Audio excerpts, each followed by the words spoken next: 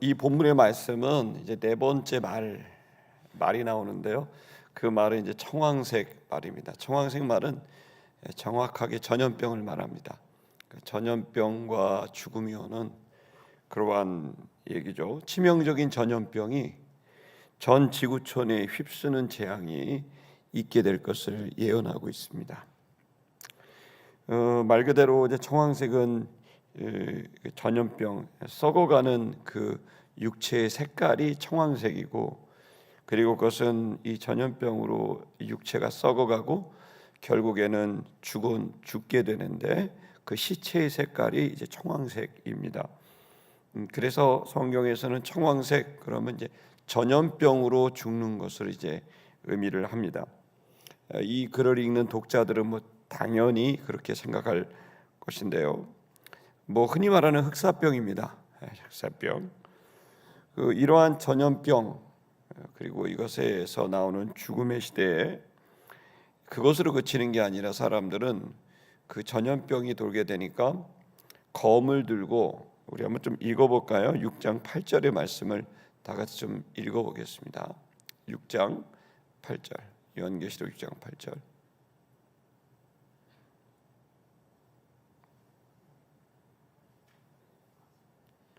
요한계시록 6장 8절. 네, 읽겠습니다. 시작. 내가 보매 청황색 말이 나오는데 그 탄 자의 이름은 사망이니 음부가 그 뒤를 따르더라. 그들이 땅 4분의 1을 권세를 얻어 검과 흉년과 사망과 땅의 짐승들로서 죽이더라. 이렇게 되어 있죠. 이 말씀을 그대로 여러분에게 좀 이해를 쉽게 하자면, 청황색 말이 나왔고요. 거기에 사람이 탔습니다. 근데 이 사람의 이름은 사망과 음부입니다. 그러니까 죽음을 몰고 온 겁니다. 죽음을 몰고 왔고요. 그리고 그 음부가 뒤에 따랐다. 다시 말하면 음부라는 말은 무덤이라는 말도 되고 지옥이라는 말도 되죠. 그러니까 한마디로 죽음의 시대가 도래한 겁니다. 그리고 그걸로 끝난 게 아닙니다. 그 죽음이 얼마나 대단했냐면 그들이 이 지구촌이죠. 4분의 1이 그 권세 아래에 있다. 무슨 말이죠?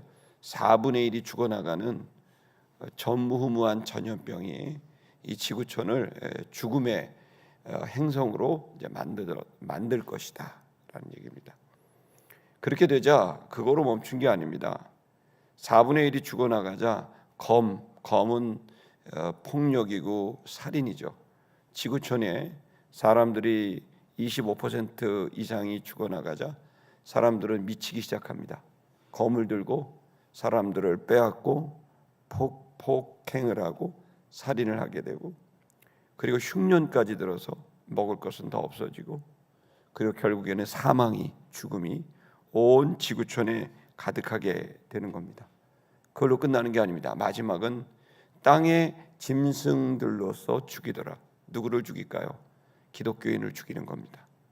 여기 땅의 짐승들로서 그러면 이 1세기경의 신자들이 땅의 짐승들로서 죽는다. 이게 무슨 형벌이죠? 여러분 혹시 영화 같은 데 보시면 여러분 초대교회 성도들이 어떻게 죽죠? 땅의 짐승이 죽죠. 이번에도 여러분 에베소 갔다 오셨는지 모르겠는데 그 원형극장 그런 데 가보셨잖아요. 거기에 그 원형극장이 이제 한 3m, 4m 되는 높은, 그다음에 이제 관중석이 있고, 근데 그 아래에서 뭐를 하냐면 땅의 짐승들을 풀어놓고요, 기독교인을 잡아먹게 만들어요. 굶주리고요, 일주일, 2주일을 굶주려요. 그러면 사자, 호랑이들을 갖다 놓고 기독교 신자를 1명, 2명씩 집어넣으면 거기 있는 땅의 짐승이 그 기독교인을 다 가죽을 찢고 죽여버리죠. 그래서 가장 어떻게 보면 두려운 형벌이기도 합니다. 그래서 이 글은 땅의 짐승들로서 죽이더라, 이 말은 그냥 당연히 기독교인의 핍박을 의미합니다. 그리고 5번째 재앙 자체가 바로 순교자의 속출입니다. 그건 이제 다음 주에 보겠고요. 다음에 보겠고요. 어떻든 이 네 마리의 그 말은 하나의 그 흐름 속에 있는 겁니다. 위선적인 흰말을 타서 정말 거룩해 보이고 청렴해 보이고 깨끗해 보이는 지도자가 등장을 하는데, 그 사람을 가만히 보니까 손에 뭘 들고 있어요? 그는 활을 들고 있어요. 그것은 바로 위험한 사람이라는 겁니다. 여러분 깨우쳐야 됩니다. 대단해 보이고 청렴해 보이고 좋아 보이지만 그 사람이 뭘 들고 있는지 자세히 봐야 됩니다. 그 사람이 무엇을 하고 있는지. 그 위험한 지도자가 나오니까 그 사람은 평화를 외쳤지만 실상은 전쟁을 일으키는 사람이라 두 번째 붉은 말을 탄 자가 나옵니다. 이 붉은 말은 전쟁입니다. 온 지구촌이 피로 붉게 물들어 버리는 세계 대전쟁이 벌어지게 된다는 겁니다. 그거로 끝나지 않습니다. 그러고 보니까 바로 그렇게 세계 대전이라고 검은 말을 탄 자가 나옵니다. 검은 말을 탄 자를 가만히 보니까 뭐가 있어요? 그 손에 저울을 들고 있어요. 저울은 인플레이션입니다. 지금으로 말하면 환율이죠. 그래서 저울을 들고 물건을 주는 화폐는 종이 쪼가리가 되죠. 대공황이 오게 됩니다. 그러면서 어렵게 되지만 생존할 수 있는 최소한의 식물만 이제 남게 됩니다. 그리고 이제 네 번째 말이 등장합니다. 이 청황색 말은 온 지구촌의 25% 이상의 사람을 사망에 이끌게 하는 거대한 전염병이 지구촌에 돌겠다는 겁니다. 여러분 우리 기억나는 거 있습니까? 우리가 여러분 흑사병이라고 한번 들어보셨죠? 유럽에 1346년에 이 흑사병은 자그마치 7,500만 명에서 2억 명을 죽였다라고 추산합니다. 그러니까 유럽이 거의 대부분 죽은 거예요. 그래서 이 흑사병이 정확히 몇 명 죽었나도 파악 못 돼요. 대략 7,500만 명에서 그리고 2억 명 가까운 사람이 그 유럽 전역에 죽게 된 거죠. 이건 뭐 이 질병은 여러분 아시다시피 그 몽골이 1300년대에 이제 유럽을 침공할 때 거기에 흑해 지역에 크림반도라고 있는데 거기에 점령할 때 이들이 오면서 모두 같이 하는 쥐까지 갖고 왔어요. 쥐에 기생하는 벼룩에 의해서 발생한 전염병이 이제 흑사병이거든요. 이걸로 인해서 이렇게 쥐 속에 있는 벼룩이 이렇게 사람을 많이 죽게 될 거라고 상상 못 했는데 온 유럽이 다 죽어나가게 되는 그런 일이 벌어지게 된 거죠. 또 여러분 우리는 몇 년 전에 5년 전에 기억하십니까?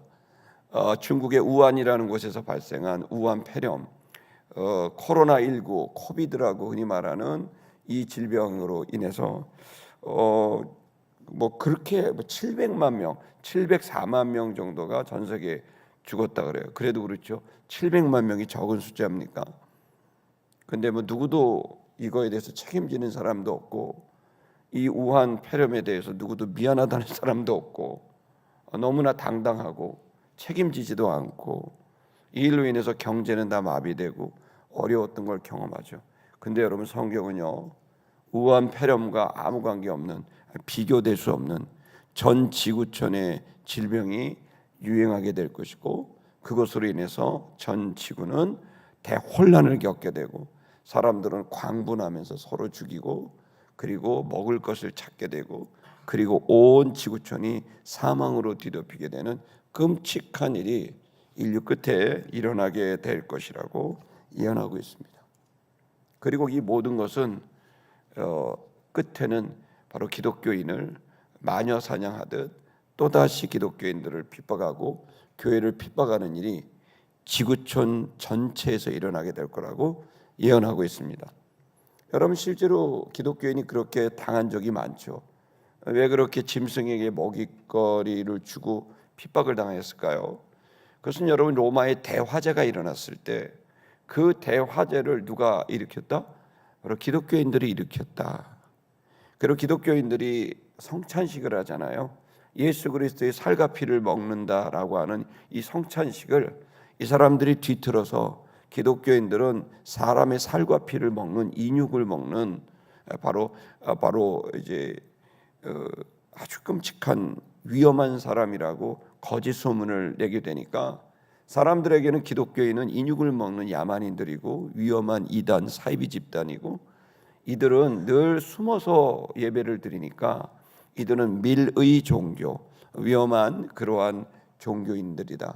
이 화제는 바로 기독교인들이 저지른 것이다 라고 마녀 사냥을 하게 되자 그 다음부터 전 로마는 미친 듯이 기독교인을 잡아 죽입니다.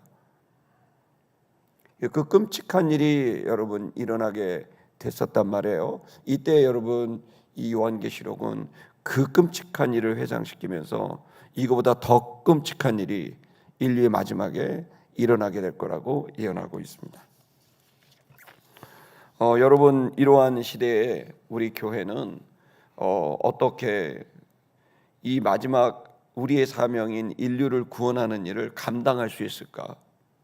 여러분 호의적인 마음을 가진 사람도 전도하기 어려운데 완전히 기독교는 이상한 집단이고 돈에 미친 집단이고 또 권력에 미친 집단이고 그 국가적 권력에 시녀가 돼서 아부하고 축복해주는 파렴치한 집단이라고 이미 그렇게 마녀사냥이 되고 있는 게 한국 기독교의 모습 아닙니까?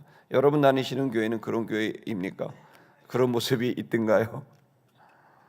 정말 목회자들이 돈을 해갖고 엄청나게 그렇게 부자가 된 목사가 누가 있나요? 그렇지 않거든요.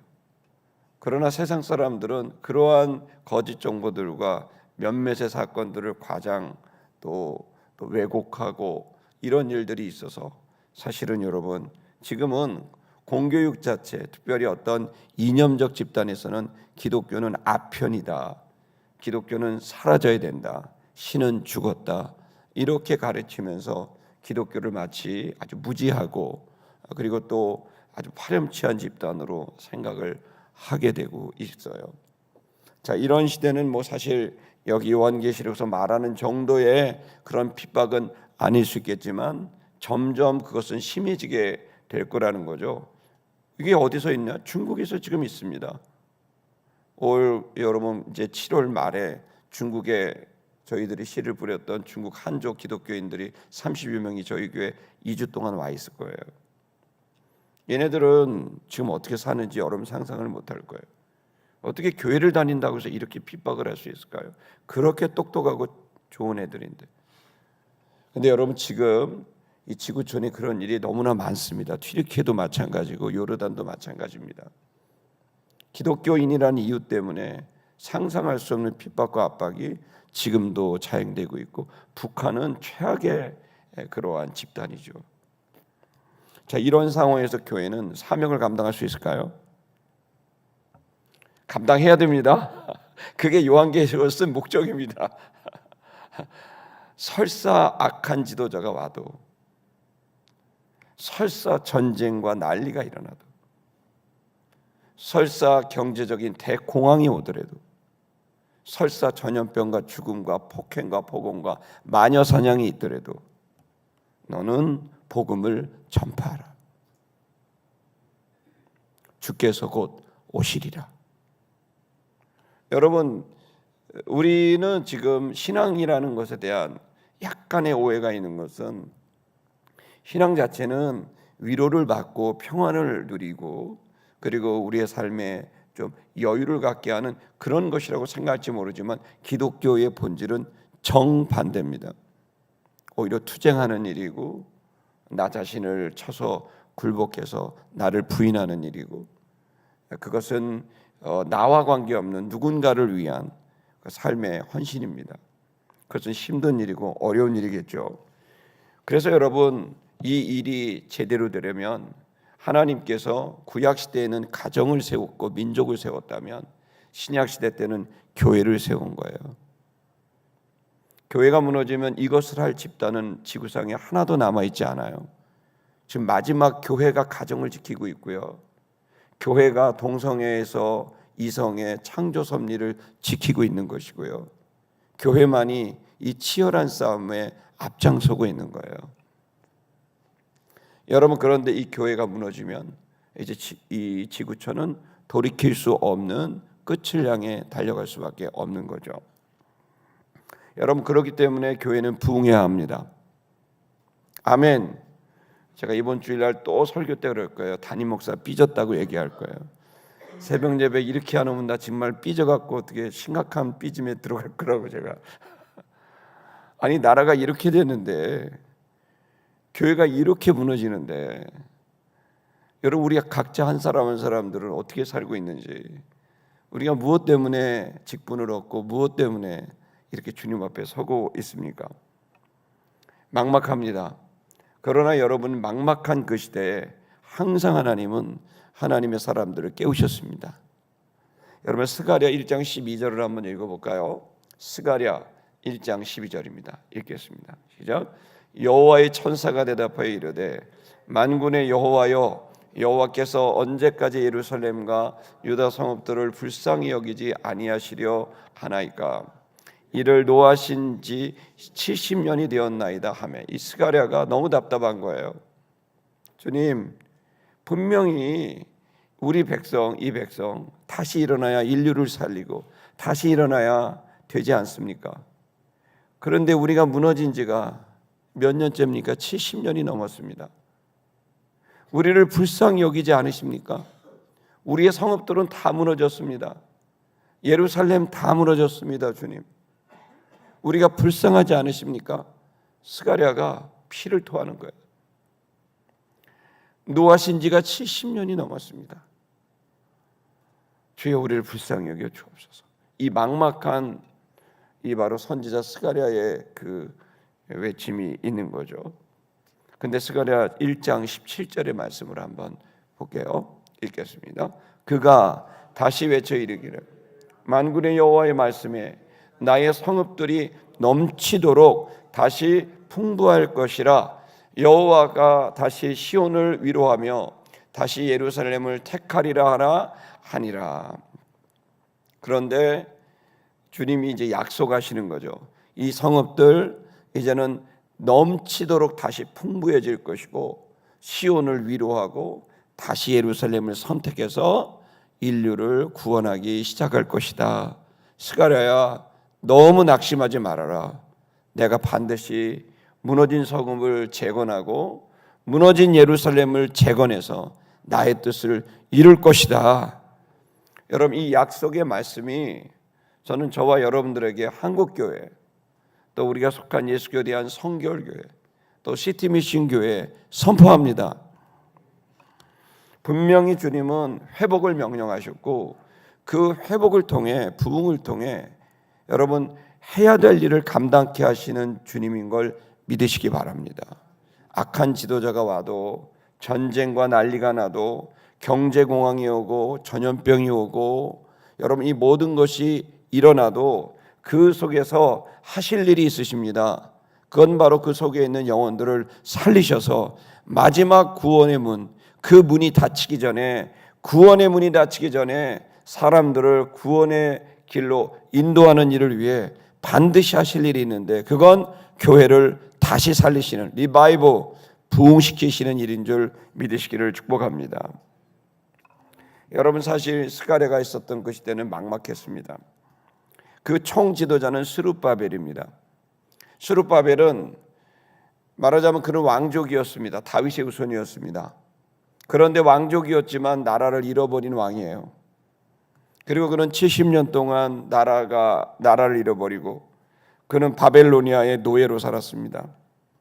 그러다가 페르시아가 부흥하면서 갑자기 그들이 이제 예루살렘으로 돌아오게 됐어요. 근데 예루살렘에 돌아왔는데 왕족인이 다 자신을 왕으로 보는데, 왕이면 뭐 해줘야 될 거 아니냐. 근데 스룹바벨이 돈이 있습니까? 기술자가 있습니까? 이미 그 예루살렘은 이방인들이, 악한 자들이 70년 동안 주인이 없으니까 자기 땅이다 그래 놓고는 그 속에서 계속 이스라엘을 공격합니다.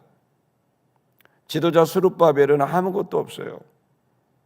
그 옆에 있는 스가랴는 기도만 하지 아무것도 없어요. 막막하기 짝이 없어요. 스룹바벨은 말 그대로 사람들이 당신이 왕이니까 뭐 좀 해보시오라고 하지만 그는 할 수 있는 어떤 자료도 없었어요.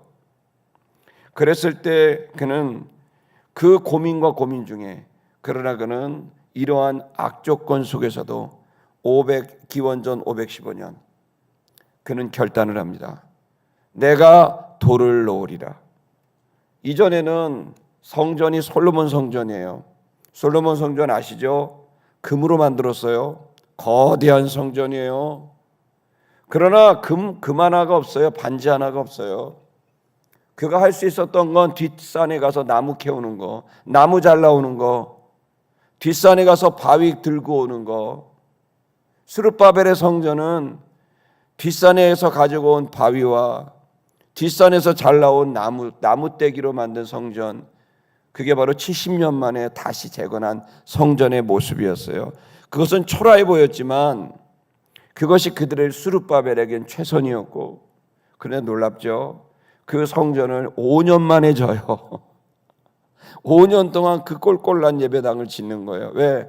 지으면 원수들이 와서 무너뜨리고, 지으면 와서 방해하고, 백성들이 안 도와줘요. 돈도 없어요. 스룹바벨과 몇몇 지도자들은 눈물을 흘리며 515년 기원전 515년 시작한 첫 돌을 놓았는데 도대체 예배당이 지어지질 않아요. 나라는 재건돼야 되는데, 그리고 5년이라는 시간이 지난 다음 결국 예배당을 완공할 수 있었는데, 그때 그 예배당에 주님의 영광이 가득하게 됐어요. 그리고 거기에 뭐라고 기록하냐면 이전의 성전보다 배나 되는 영광이 그 예배당에 가득하게 됐다고 돼 있어요. 여러분, 지금 우리 한국교회 언제 부흥할까요?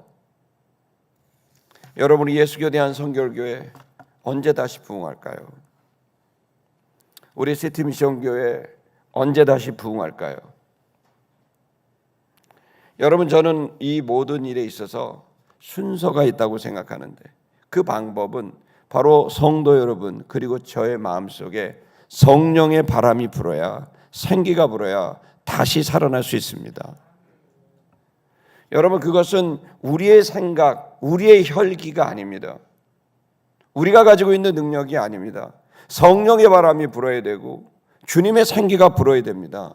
그래야 내 심령이 바뀌고 내 심령의 부흥이 일어나야 교회의 부흥이 일어나는 것이고, 교회의 부흥이 일어나야 힘을 합쳐서 돈도 없고 기술자도 없고 원수들이 가득해서 방해하는 사람밖에는 없지만, 그래도 믿음으로 돌을 놓고 믿음으로 나무를 갖다 놓고 나의 최대치를 다해서 그렇게 재건하고 헌신하면 때가 차면 주님께서 쓰시는 귀한 재건이 일어날 수 있지 않겠습니까? 에스겔서 37장 10절을 보겠습니다. 다 같이 읽겠습니다. 시작. 이에 내가 그 명령대로 되어나니 생기가 그들에게 들어가매 그들이 곧 살아나서 일어나서 서는데 극히 큰 군대더라. 아멘. 여러분, 지금 마른 뼈와 같이 이 장면은 에스겔을 환상 속으로 들어가게 했고, 에스겔은 어느 골짜기를 갔더니 전부 사람들이 죽었어요. 자세히 들여다보니까 뼈다귀만 남았어요. 마른 뼈가 되어져 버린 완전히 죽은 사망의 골짜기예요. 거기에 무슨 희망이 있고 무슨 재건이 있고 부흥이 있어요? 답답한 에스겔, 이 제사장 에스겔, 그가 본 시대는 모든 사람이 죽어간 희망이 없는, 죽은 것도 아닌 완전히 뼈다귀만 남은 마른 뼈들만 가득한 그 시대의 절박함이에요. 여러분, 거기서 뭘 재건해요? 뭘 다시 시작해요? 그런데 하나님께서 에스겔에게 이 환상을 보시면서, 그런데 네가 내 명령대로 대언하면, 내 말을 네가 그대로 전하면 생기가 그들 가운데 들어가게 될 것이고, 그리고 생기가 들어가면 마른 뼈가 살아나게 될 것이고, 살이 돋고 힘줄이 돋고 가죽이 덮여서 그 마른 뼈들이 전부 거대한 강력한 큰 군대로 일어서게 될 것이다. 여러분, 놀라운 믿음과 비전의 말씀을 주신 거예요. 저는 믿습니다. 여러분도 믿게 되길 축복합니다. 우리 다 죽은 것 같아도요, 마른 뼈 같아도요, 아니요. 마른 뼈 됐느냐의 문제가 아니라 주님의 생기만 불면 마른 뼈들이 큰 군대가 될 수 있다고 믿습니다. 저는 여러분이 그 믿음이 있게 되길 축복합니다. 거룩한 생기, 성령의 바람이 지금 불어야 됩니다. 형식적인 믿음은 다 버리셔야 됩니다. 그냥 연명하는 시간, 신앙 다 버려야 됩니다. 진짜로 믿어야 됩니다. 그렇게 해서 우리 안에 성령이 불고 우리 공동체 가운데 성령이 불고 그 생명이 가득하게 되면 다시 살아날 수 있지 않겠습니까? 여러분 이 말씀도 사실 시간 관계상 못 보지만 에스겔이 태어나니까 마른 뼈가 그냥 일어나고 에스겔이 태어나니까 그 완전히 처음에 한 번에 그냥 살아난 게 아니에요. 단계별로 태어나면 조금 바뀌고 태어나면 조금 바뀌고 태어나면 조금 바뀌고 이렇게 바뀌는 거예요. 어느 날 갑자기 된 게 아니에요. 이것은 오늘 우리들에게 집요한 믿음의 행위를 요청하고 있는 겁니다. 그러나 중요한 사실은 마른 뼈가 큰 군대가 됐다는 거 아닙니까? 저는 이걸 믿기로 결정합니다. 여러분 한국교회 다시 부흥합니다. 왜냐하면 통일한국 저 2천만이 넘는 북녘의 동포가 구원받아야 될 걸 기다리고 있기 때문입니다. 여러분 5천만이 넘는 대한민국 이 도시가 세속주의와 인본주의로 가득하지만 이들에게는 신이 필요합니다. 이들에게는 메시아가 필요합니다. 이들에게는 예수가 필요합니다. 전할 길은 교회밖에 없습니다. 교회는 다시 부흥할 겁니다. 예수에 대한 선교회 다시 부흥할 겁니다. 거룩과 성결의 능력을 나타나는 교단이 될 겁니다. 온 지구촌을 구원하려면 도시마다 여러분 마을마다 여러분 이 교회가 다시 부흥하면 여러분 그 교회를 통해 그 큰 군대와 같은 교회를 통해 인류가 구원받게 될 거라고 저는 믿기로 결정합니다. 성도 여러분, 그렇기 때문에 이 새벽이 되게 중요합니다. 이 새벽에 여러분의 기도는 대언입니다. 하나님의 말씀을 대언하는 겁니다. 생기야 내 아들들에게로 들어가라. 생기야 내 딸들에게로 들어가라. 생기야 내 친구들에게 들어가라. 생기야 이 민족에게 들어가라. 생기야 여의도에 들어가라. 생기야 용산에 들어가라. 생기야 이 민족에게 들어가라. 그 대언하게 됐을 때, 이 대언과 대언이 이어지게 됐을 때 마른 뼈들은 점점 더 살아나고 맞춰지고 가죽이 덮이고 심줄이 덮치고 나중에는 큰 군대가 됐습니다. 새벽에 오신 여러분, 왜 제가 여러분에게 새벽을 깨우라고 하는지 아십니까? 여러분의 기도가 역사를 만들기 때문입니다. 여러분의 기도가 여러분의 가정을 살리고 자녀를 살리고 남편과 아내를 살리고 교회를 살리고 한국교회 살리고 여러분은 대언하는 겁니다. 단순히 나 하나 축복받고 부자 되자는 게 아닙니다. 남들보다 잘 되자는 게 아닙니다. 여러분의 기도를 통해 한국교회가 살아날 수 있고 여러분의 기도를 통해 우리 성결교단이 살 수 있고 여러분의 교회를 통해 이 시티미션교회가 살 수 있고 여러분을 통해 여러분의 가정이 살아날 수 있습니다. 여러분 태어날 수 있기를 주의 이름으로 축복합니다. 세상에 아무리 두쪽나도 거짓되고 위선된 지도자가 나오도 경제 위기가 오고 전쟁이 와도 흔들리지 마세요. 태어나세요. 마른 뼈는 반드시 살아나고 큰 군대가 되어서 마지막 사명 천국문 닫히기 전에 다 예수 믿고 구원받게 되는 이 사명 완수할 수 있습니다. 찬양하겠습니다.